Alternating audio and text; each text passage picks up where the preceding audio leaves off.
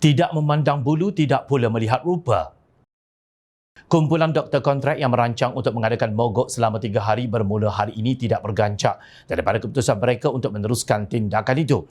Jurucakap kumpulan itu yang dikenali sebagai Dr. Jamal menerusi mogok Doktor Malaysia di Instagram mendakwa seramai 10,000 hingga 12,000 petugas kesihatan akan menyertai mogok berkenaan.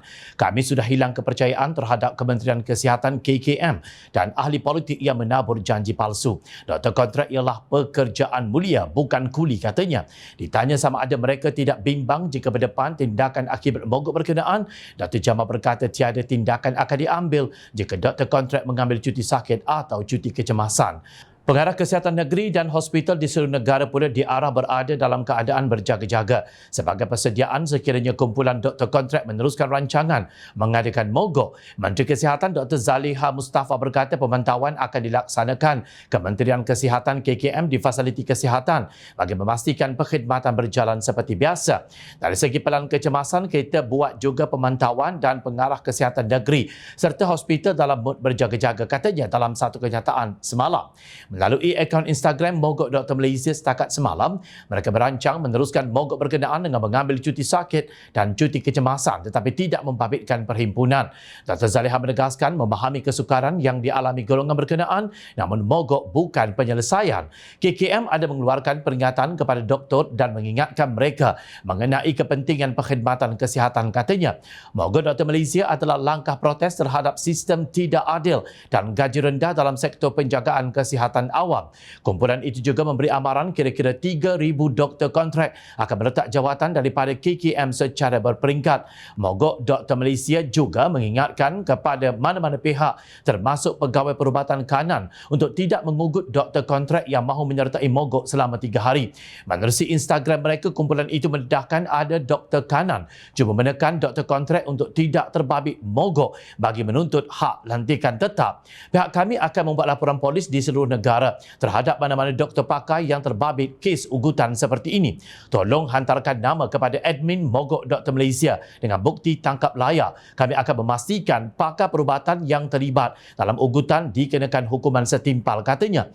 Sementara itu, Perdana Menteri Datuk Seri Anwar Ibrahim dirayu segera campur tangan untuk mengelakkan lebih 10,000 doktor kontrak mogok di seluruh negara dan diteruskan sehingga Rabu ini. Ahli Parlimen Pasir Gudang Hassan Abdul Karim berkata hak melancarkan mogok adalah hak asasi semua pekerja termasuk doktor kontrak. Malah perkara 10 Perlembagaan Persekutuan menjamin kebebasan bercakap, berhimpun dan berpersatuan.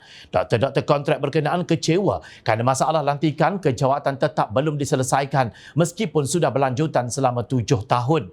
Campur tangan Perdana Menteri dengan jaminan segera menyelesaikan masalah mereka mungkin dapat mengelakkan mogok yang dibimbangi melumpuhkan operasi di hospital awam di seluruh negara.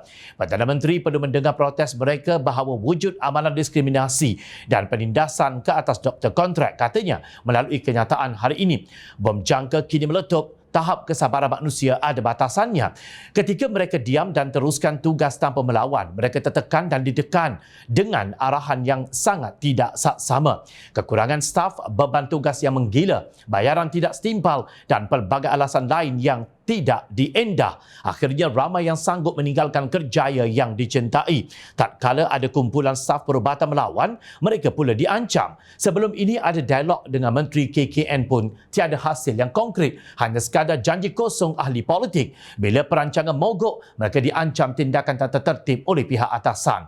Menteri KKN pula berkata mogok bukan jalan penyelesaian. Kalau mogok bukan jalan penyelesaian, selama ini 7 tahun berbincang dan memesyuarat apa penyelesaian yang dicadangkan atau telah dilaksanakan.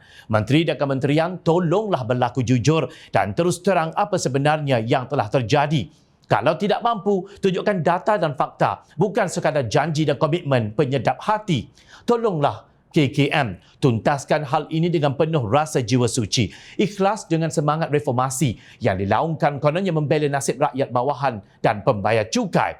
Kami sebagai rakyat tidak lagi sanggup menunggu dari jam 8 pagi hingga 8 malam untuk mendapatkan perkhidmatan kesihatan yang dijanjikan dengan pelbagai piagam palsu berketurunan menteri demi menteri yang silih berganti. Kononnya kekurangan doktor yang ada, kenapa tidak boleh dijaga? Maaf, kami di Jom Channel sentiasa mendengar hutihan rakyat. Kami berlaku adil untuk semua pihak. Katakanlah yang benar, sekalipun pahit untuk didengar.